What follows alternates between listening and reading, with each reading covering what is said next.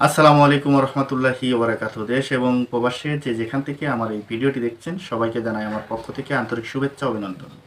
সুপ্রিয় দর্শক শ্রোতা, শেখ হাসিনার বিচার না হওয়া পর্যন্ত কেউ যেন নির্বাচনের কথা না বলে। দর্শক, এই কথাটি আমি বলি নাই, এই কথাটি বলেছেন জাতীয় নাগরিক পার্টি উত্তর অঞ্চলের মুখ্য সংগঠক সার্জিস আলম।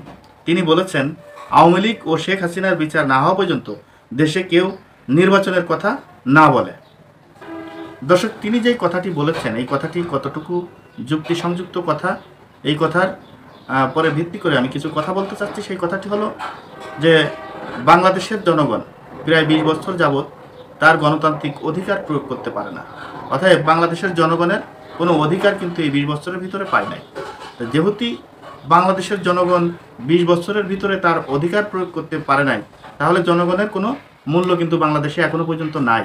তা আমরা যতই জনগণ জনগণ বলি, আমরা রাজনৈতিক দল গঠন করি, রাজনৈতিক দল আমরা জনগণের জন্য কাজ করব, জনগণের জন্য কাজ করি, জনগণের জন্য এটা করব ওইটা করব, এই কথাগুলো আসলে কতটুকু বাস্তব সম্পূর্ণ কথা।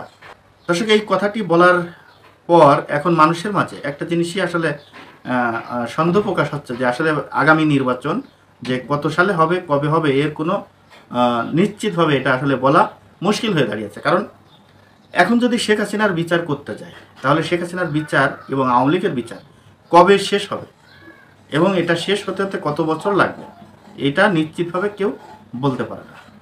যেহেতু কেউ নিশ্চিতভাবে বলতে পারে না, সেহেতু এই নির্বাচন যে তাদের বিচারের পর হবে, তাহলে বাংলাদেশের মানুষ তাদের অধিকার প্রয়োগ করবে কবে, তাদের ভোটের অধিকার কবে প্রয়োগ করবে, বাংলাদেশের জনগণ তাদের ইচ্ছার প্রতিফলন কবে ঘটাবে? এই কথাটি কোনো গণতান্ত্রিক কোনো রাজনৈতিক দলের কোনো কথা হলো?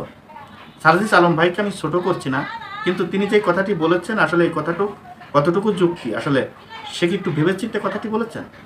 দর্শক, সার্জিস আলমের এই কথা যদি আপনি সমর্থন করেন তাহলে আপনার মতামত জানাবেন এবং এই ভিডিওটি একটু বেশি বেশি করে শেয়ার করবেন। দর্শক, আজ এই পর্যন্তই। পরবর্তী ভিডিও দেখার অনুরোধ জানিয়ে এখানে বিদায় নিচ্ছি। আমি মোহাম্মদ মিতুল হোসেন। আসসালামু আলাইকুম রহমতুল্লাহি ওবরাকাতুহু।